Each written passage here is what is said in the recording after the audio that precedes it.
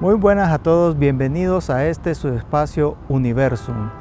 Nos encontramos desde el Observatorio Astronómico Centroamericano de Suyapa en las instalaciones de la Facultad de Ciencias Espaciales de la Universidad Nacional Autónoma de Honduras.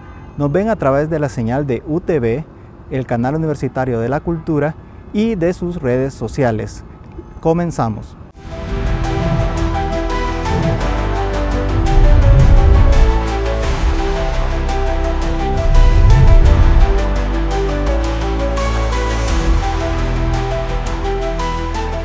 Esta noche tenemos a un invitado especial, al profesor Eduardo Rodas, del Departamento de Arqueoastronomía y Astronomía Cultural, para seguir hablando sobre la historia de la astronomía y la influencia que tiene en la sociedad. Bienvenido, profesor Eduardo. Hola, gracias, profesor David. Un placer estar aquí con ustedes y pues compartir un poco de los conocimientos e investigaciones que hemos desarrollado en este campo de la historia de la astronomía y prehistórica especialmente. Muy bien. En el último programa estuvimos hablando sobre la noción del tiempo, día, mes, semana y año. Y con usted, que es el experto en astronomía cultural, quiero que hablemos un poco sobre las cuentas que se hacían antes de la prehistoria, antes de que fuéramos una civilización, antes de que descubriéramos la siembra. ¿Cómo hacían los antiguos las cuentas astronómicas? ¿Qué nos podría decir al respecto? Bien, las cuentas astronómicas han sido muy útiles para la humanidad desde hace mucho tiempo, tiempos inmemoriales, porque le han servido para regularizar su ciclo de vida, ¿verdad? El ser humano identificó desde hace mucho tiempo que existen ciclos en la naturaleza, ciclos de lluvia, ciclos de crecimiento de plantas, algunas de ellas comestibles, ciclos reproductivos de los animales. Entonces también identificaron ciclos en los cielos y asociaron esos ciclos de los cielos con esos ciclos de vida, y pues desde el principio de los tiempos se han observado esos ciclos y hacían cuentas. Empezaron a hacer cuentas y a partir de ahí pues empezaron a desarrollar calendarios. ¿Y cómo creemos actualmente? ¿Qué nos dice la ciencia sobre cómo tal vez, porque es difícil saber cómo se hacía en la prehistoria, cómo cree usted que se hacían esas cuentas? ¿Cómo esos antiguos, si no tenían libros, si no tenían nada para anotar exactamente cómo creemos actualmente que se hacían esas cuentas en esos días?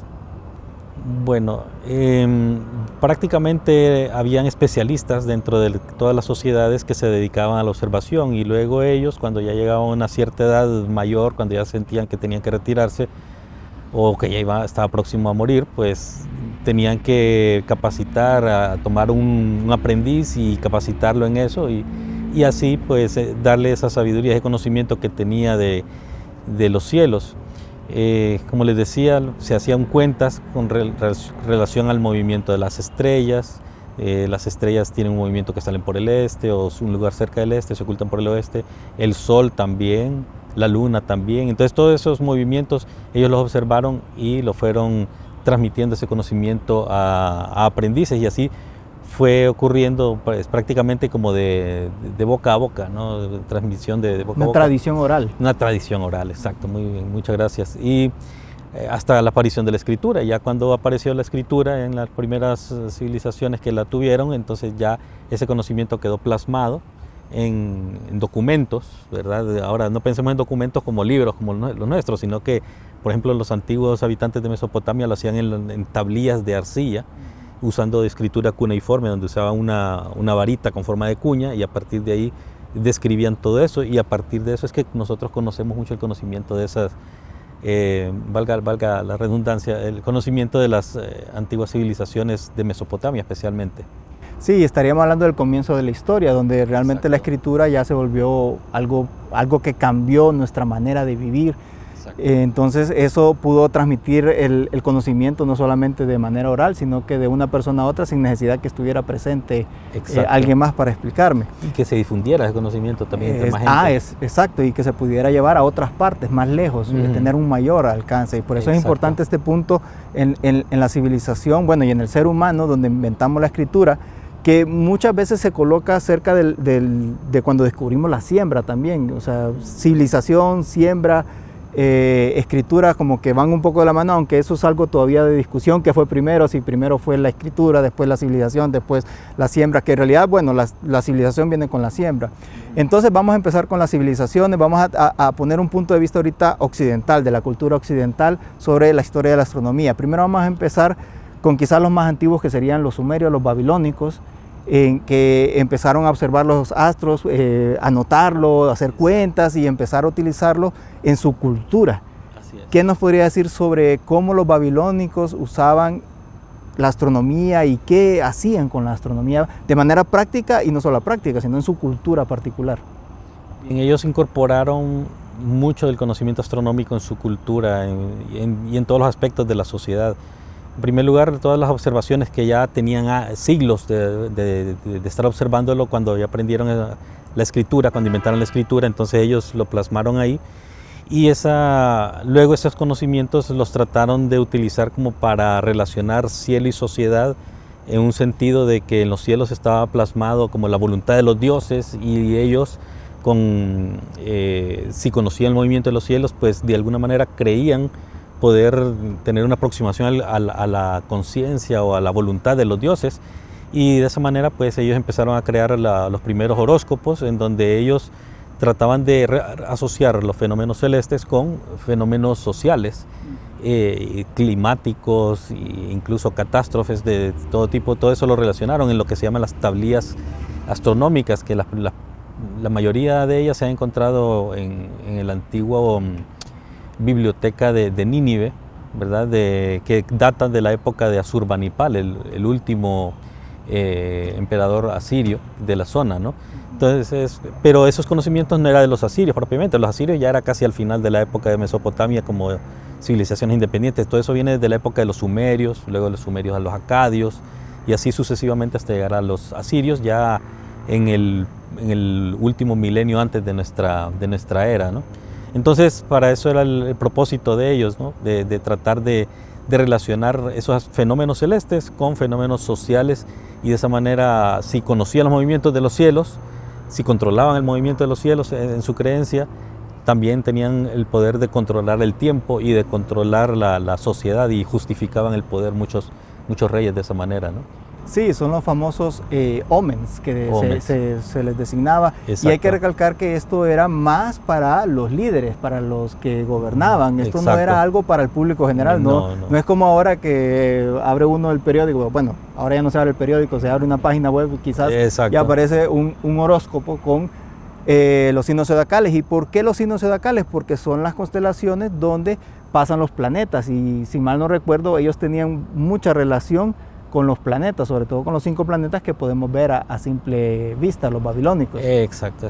Ellos observaron los planetas, y pues como parte de los movimientos regulares en el cielo los trataron de asociar también a su sociedad. Y entonces decían, cuando este planeta va por tal grupo de estrellas, que ya le empezaron a llamar como a constelación, entonces y le hallaron las formas, algunas de ellas incluso sobreviven hasta el día de hoy. Por ejemplo, Capricornio, Escorpión, vienen desde esas épocas, y entonces trataron de asociarlo, los movimientos de los planetas con eso, y así pues ya quedó empezó esta tradición de horóscopos, ¿verdad? Pero la verdad es que, bueno, hoy en día se ha desvirtuado mucho de eso, pero para ellos era muy real, y ellos lo vivieron, y así lo era creyeron. parte de su cultura. Exacto. Sí.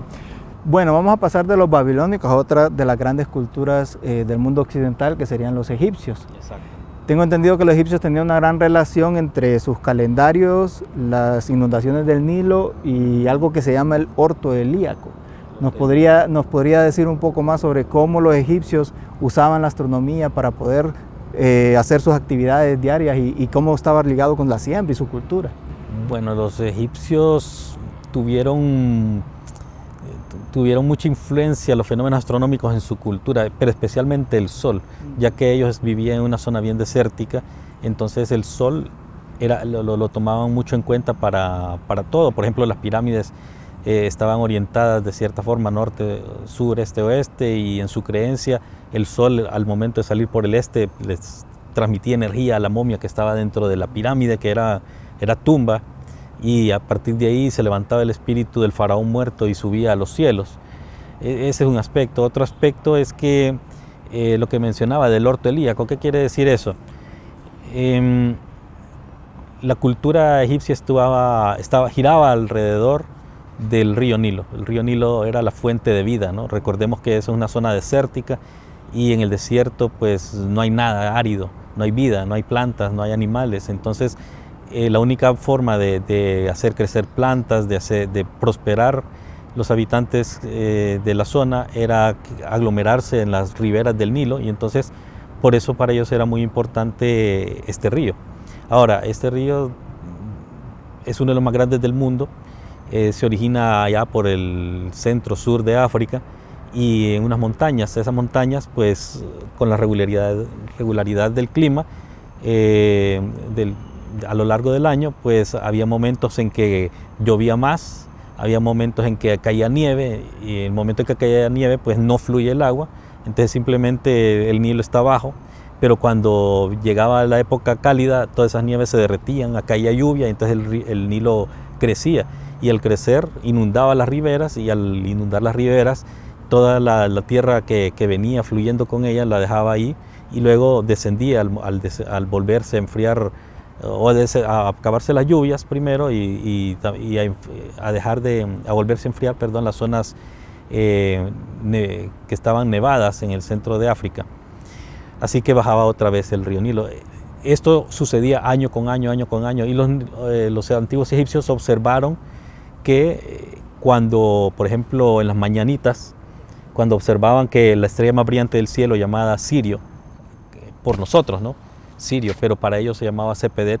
Cuando Sepedet surgía por el este, algunos minutos antes de salir el sol, es decir, salía la estrella y el cielo estaba todavía un poco oscuro, lo suficientemente oscuro como para observarla, pero a medida que se iba acercando el sol al horizonte ya dejaba de observarse.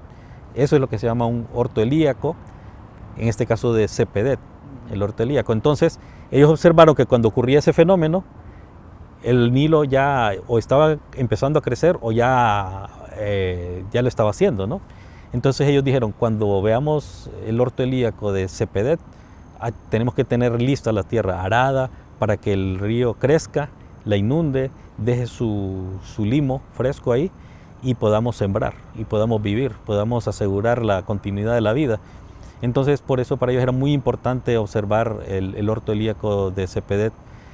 Así que la estrella más brillante del cielo era bien muy importante para ellos. Otra estrella, la más brillante de todas, el Sol, pues también ya vimos que era muy importante por toda la energía que ellos sentían que proveía y hacía que se levantaran los muertos, ¿no?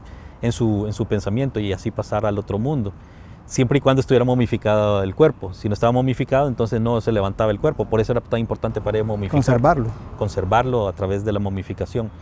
Entonces, sí, el río Nilo y los cielos era el centro de la vida para los antiguos egipcios, y por eso ellos se dedicaron a relacionarlos, y de una manera exitosa, ¿verdad? Porque 3000 años existió la civilización egipcia como tal, y si lo comparamos con Honduras, que apenas tenemos 200 años y todavía estamos así como un poco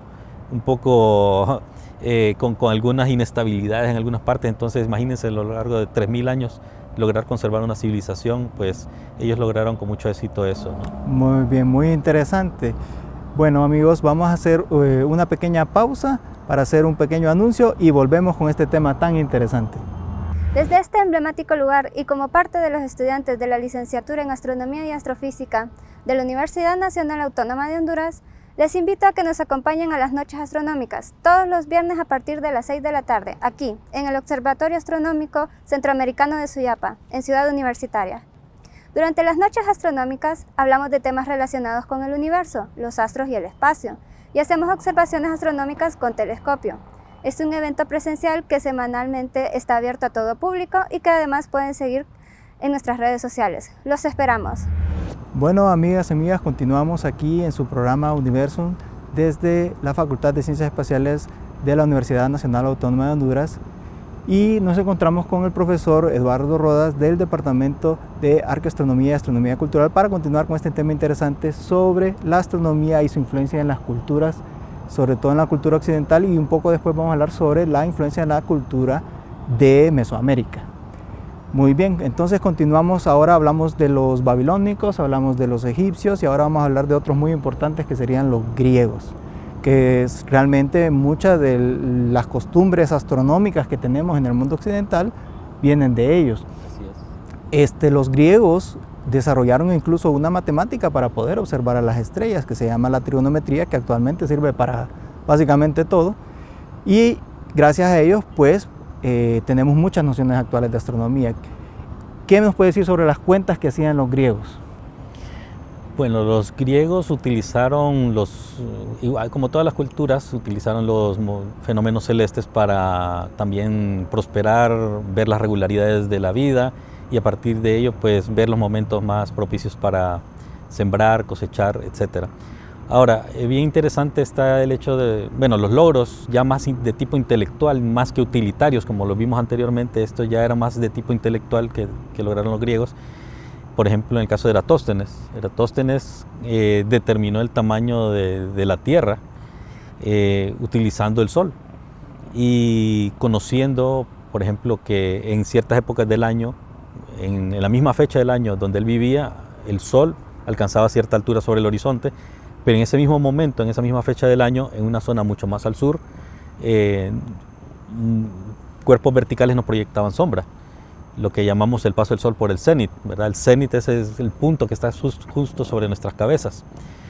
Así que él, gracias a la trigonometría, como decía usted, profesor, gracias a la trigonometría determinó que si trazamos unas líneas de cuerpos verticales hacia el centro de la Tierra, ¿y con qué ángulo? Pues por el ángulo determinado por el tamaño de la sombra en un sitio y en el otro sabiendo que es cero, ¿verdad? Tomándolo como referencia. Si lo tomamos así, entonces él determinó el tamaño de la Tierra de una forma bastante aproximada para la tecnología con que contaban ellos. Entonces, observando el Sol y siendo bien curioso, bien observador y utilizando la trigonometría, determinó el tamaño de la Tierra de una manera muy correcta y los griegos pues lo supieron muy bien el tamaño de nuestro planeta. Ellos incluso tenían tantos sabios, hay algunos un poco desconocidos como Aristarco de Samos. Así es. Porque pues nosotros creemos que fue Copérnico el que nos sacó del error de que si la Tierra o el Sol era el centro del sistema solar. Exacto. Y pues en realidad Copérnico se basó en las anotaciones de un griego 2000 años antes. Exacto. Que se llama Aristarco de Samos. ¿Me puede contar un poco más de este personaje en especial? Bien, Aristarco de Samos, él propuso la teoría que nosotros llamamos heliocéntrica, utilizando los términos griegos, ¿no? Viene helios, sol, y el centro, ¿verdad? Entonces el sol era el centro para ellos, como no conocían la naturaleza de las estrellas o de la Vía Láctea, se imaginaban que el universo era solo un fondo estrellado, como una especie de tapete de estrellas. La esfera celeste. La esfera celeste, exacto, y los planetas y el Sol y la Luna. Entonces dijo, el centro del universo, decía él, es el Sol, porque de esa manera él podía explicar más fácilmente los movimientos tan curiosos que tenían algunos planetas, por ejemplo Marte, que a veces va avanzando y de repente retrocede y vuelve a avanzar, ¿verdad? Pero eso fue allá alrededor del 300 antes de nuestra era. Un poquito antes de él existió otro gran filósofo que todos conocemos, Aristóteles, y Aristóteles, él promovía la idea contraria. Él decía, yo si veo que todo va dando vueltas alrededor mío, ¿cómo es posible que mis sentidos me engañen? Entonces la Tierra tiene que ser el centro de todo. Entonces la teoría de él era la geocéntrica, por eso se le llamaba geo, tierra, y centro, es la Tierra el centro del universo.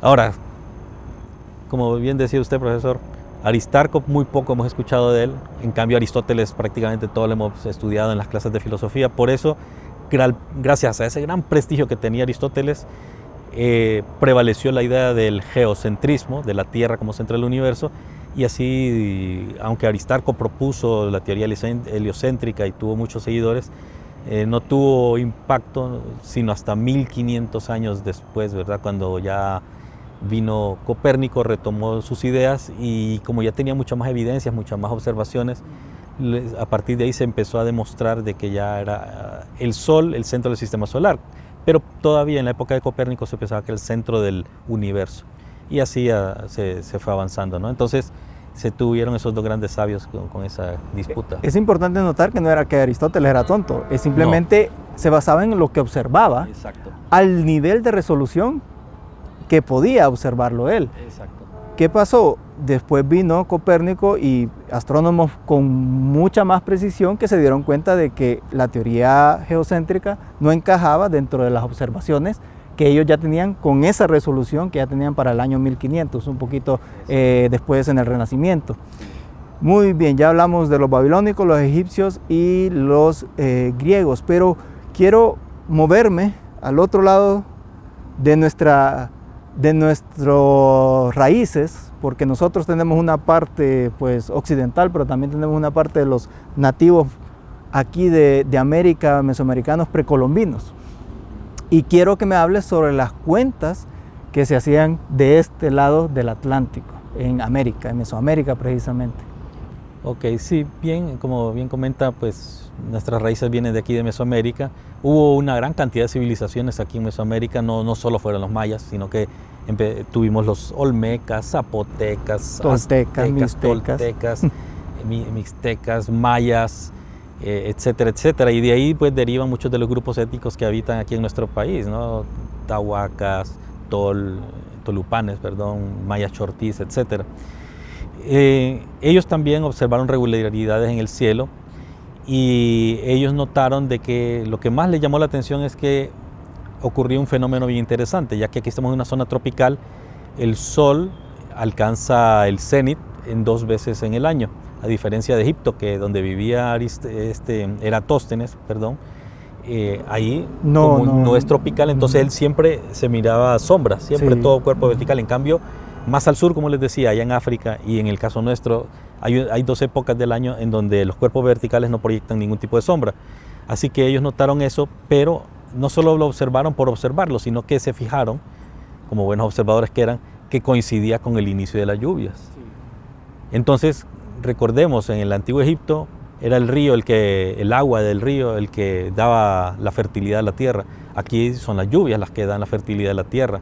Entonces, de esa manera, al ser fértil la tierra, tenemos siembras exitosas, cosechas muy abundantes, y si conocemos el momento preciso de sembrar y el momento preciso de cosechar, vamos a ser exitosos y vamos a prosperar. Entonces eso lo observaron ellos, que coincidía el paso del sol por el cenit con el inicio de las lluvias. Así que por eso ellos observaban muy seguido eso. Entonces, entre las cuentas que ellos hacían era, por ejemplo, en Monte Albán, un sitio en Oaxaca, en el sur de México.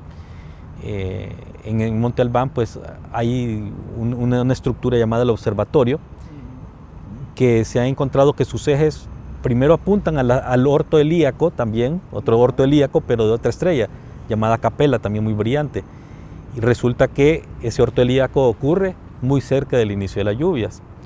Y para marcar eso, en Monte Albán encontramos también lo que se llaman tubos cenitales. Esos tubos cenitales son tubos que están apuntando exactamente al cenit, y cuando ocurre el paso del sol por el cenit, dentro de los templos, al tener un tubo cenital en la parte superior, dentro del templo se mira como una columna de luz.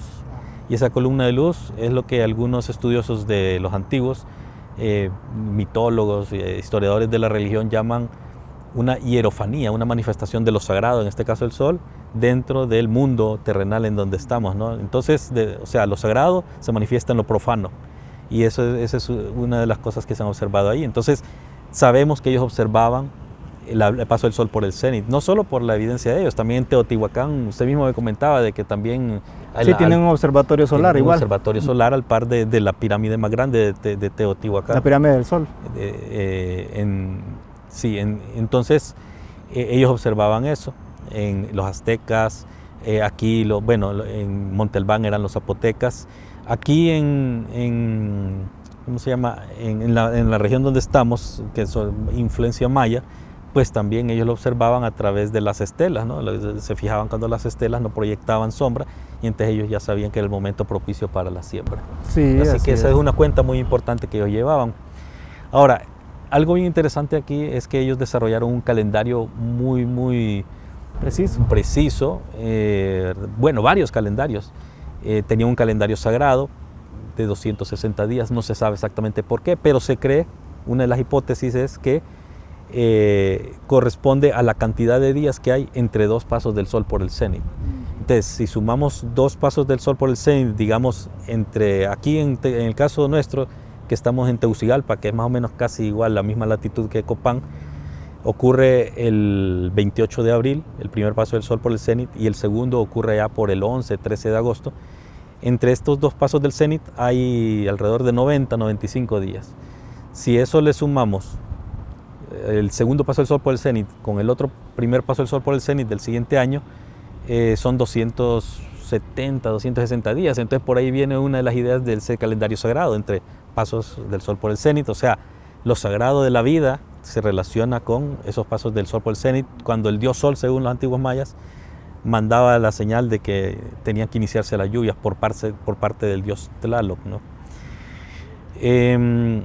Pero entonces ese era un calendario. Otro calendario, el de cuenta larga, que se le llama cuenta larga y que está inscrito en la mayor parte de las estelas de los mayas. Ese calendario es una cuenta constante de días. Es una cuenta constante. Entonces primero contamos días, luego meses, luego de los meses en años, pero de 360 días. Luego de años de 360 días se agrupan en 20 años que se llaman catunes. Para los mayas era muy importante hablar de los catunes. Por ejemplo, siempre que un rey cumplía 20 años de ser rey, entonces decían, este rey ha cumplido un catún. Y luego tenemos periodos de 20 catunes, llamados bactunes, y este calendario pues era muy importante para ellos para registrar eventos.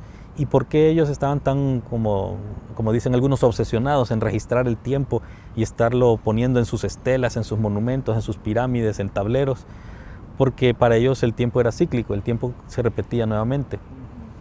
Y al repetirse el nuevo ciclo, ellos pensaban que al haber registrado un evento positivo para su linaje, un rey, ese iba a volver a repetirse cuando se repitiera el tiempo. Entonces el calendario de cuenta larga es muy importante para ellos por eso. Sí, muy interesante. Cabe destacar que cuando hablamos de estos fenómenos del cielo, de que el orto helíaco, de que el paso del sol por el cenit, no es que estén directamente relacionados con la llegada de las lluvias, con las inundaciones del Nilo. Es a veces una relación indirecta y a veces ni siquiera es simplemente una manera de contar. Es una manera de llevar una cuenta, porque el sol, cuando hacía su orto helíaco, es simplemente porque el sol estaba pasando por un mismo lugar 2 veces consecutivas, entonces me señalaba una época específica del año, que también está ligado a las estaciones, a las épocas lluviosas, a las épocas secas, y entonces era una manera de llevar cuentas, más que de pensar que es que estos astros ejercían un efecto directa sobre los fenómenos naturales. Sí, la verdad es que todo eso son coincidencias, y lo que pasa es que ellos eran tan buenos observadores que vieron esas coincidencias que ocurrían, y entonces por eso los tomaron como referencia. Yo más les diría que eran como puntos de referencia, ¿verdad? Sí, para que son, como les digo, coincidencia. ¿Y por qué coincidencia? Porque, bueno, la Tierra, puede que digamos, no, pero la estrella, esa estrella brillante, siempre que sucede su orto helíaco, no es casualidad que ocurra el inicio de las lluvias. Bueno, pero esa era en la época de ellos. Recordemos que el planeta Tierra tiene un movimiento, ¿verdad? Su eje terrestre no está fijo apuntando siempre a un punto en el cielo, sino que tiene un movimiento como de un trompo.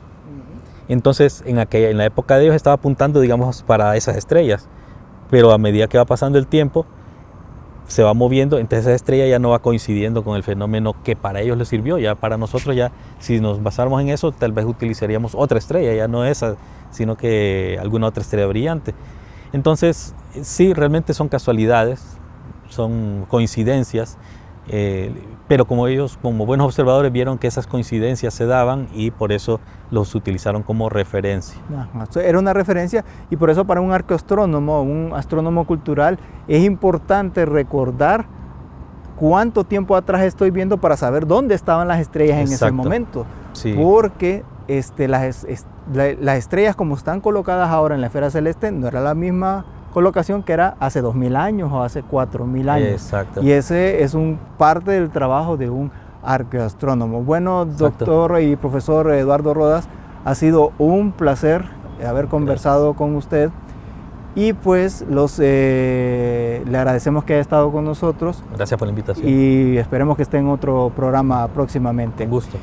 Para nosotros es un placer haberles traído este tema y en el próximo programa seguiremos hablando sobre temas de astronomía desde la Facultad de Ciencias Espaciales en la Universidad Nacional Autónoma de Honduras a través de la señal de UTV, el canal universitario de la cultura y de sus redes sociales. Esperamos que lo hayan disfrutado y les deseamos lo mejor.